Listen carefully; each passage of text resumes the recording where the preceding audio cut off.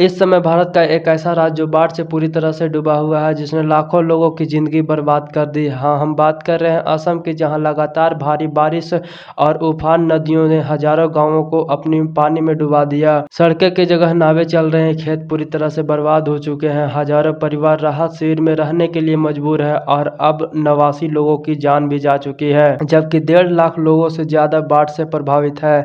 लेकिन सवाल यह है कि आखिर असम में इतनी भयानक बाढ़ आई क्यों? क्या यह सिर्फ प्राकृतिक आपदा है या इसके पीछे मानव की गलतियां की जिम्मेदारी है?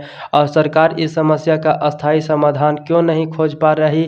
आइए इस पूरी कहानी को समझते हैं। सबसे पहले बात करते हैं कि इस बार बाढ़ आई कैसे। दरअसल पिछले कुछ हफ्तों में पूर्वोत्तर भारत में लगातार भारी मानसून से बारिश हो रही थी।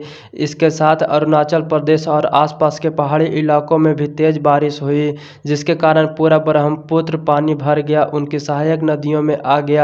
नतीजा यह हुआ कि कई नदी खतरे के निशान के ऊपर बहने लगी और देखते ही देखते हजारों गांव पानी में डूब गए। सबसे ज्यादा असर ऊपरी असम के कई जिलों में देखने को मिला, जहां लोगों ने अपने घर को छोड़कर राहत शिविर में जाना पड़ा। अब सवाल आता है कि असम में हर साल बाढ़ क्यों आती है? इसका सबसे बड़ा वजह ब्रह्मपुत्र दुनिया की सबसे विशाल और तेज बहने वाली नदियों में से एक है। मानसून के दौरान इसका पानी का स्तर बहुत तेजी से बढ़ जाता है। इसके अलावा हिमालय से आने वाली मिट्टी और गाद नदी के तल में जमा हो जाता है। इससे नदी उबलती हुई और थोड़ी ज़्यादा बारिश होने पर भी पानी किनारों से बहकर निकलता है और गांवों को खेतों में भी फैल जाता है। जलवायु परिवर्तन भी इस समस्या को और गंभीर बना रहा है। मौसम वैज्ञानिक का कहना है कि अब कम समय में बहुत ज़्यादा बारिश होने की घटना बढ़ रही है, जिससे अचानक बाढ़ का खतरा पहले से कहीं अधिक हो गया।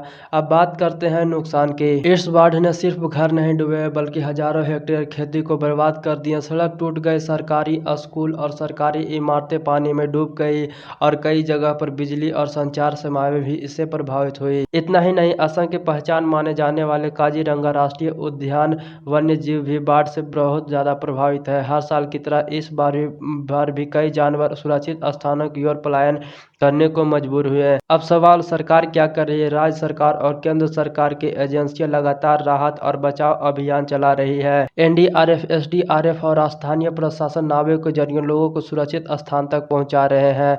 मुख्यमंत्री हेमंत बिस्वा शर्मा ने बाढ़ प्रभावित इलाकों का दौरा किया और मृतकों के परिजनों को 5 लाख रुपए की राहत देने की घोषणा की। वही राहत शिविर में भोजन, दवाइयां और जरूरी सामान उपलब्ध कराने का काम जारी है। इसके अलावा बीमा नियामक IRDAI की बीमा कंपनियों को बाढ़ प्रभावित लोगों को दावा जल्द निपटारा करने का निर्देश दिया।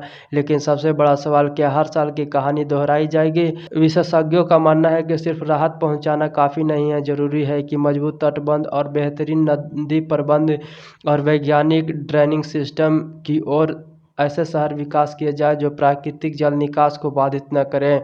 साथ ही जलवायु परिवर्तन के प्रभावों को ध्यान रखते हुए लंबी अवधि की योजना बनानी होगी, वरना हर साल मानसून में लाखों लोग इस तरह से तबाही का सामना करना पड़ेगा। असम का यह बाढ़ सिर्फ एक राज्य की समस्या नहीं है, यह हमें याद दिलाती है कि प्राकृतिक आपदाओं से निपटने के लिए केवल राहत अभियान नहीं बल्कि दीर्घकालीन और वैज्ञानिक समाधान भी जरूरी है। उम्मीद है कि प्रभावित लोग जल्द ही सामान्य जीवन में वापस लौटेंगे और भविष्य में ऐसी त्रासदियों को कम करने के लिए कोई ठोस कदम उठाया जाएगा। अगर आपको यह वीडियो जानकारी पूर्वक लगा हो तो वीडियो को ज़्यादा से ज़्यादा लोगों तक शेयर करें ताकि इस गंभीर मुद्दे पर लोग जान सके। मिलते हैं किसी और वीडियो में, तब तक के लिए जय हिंद।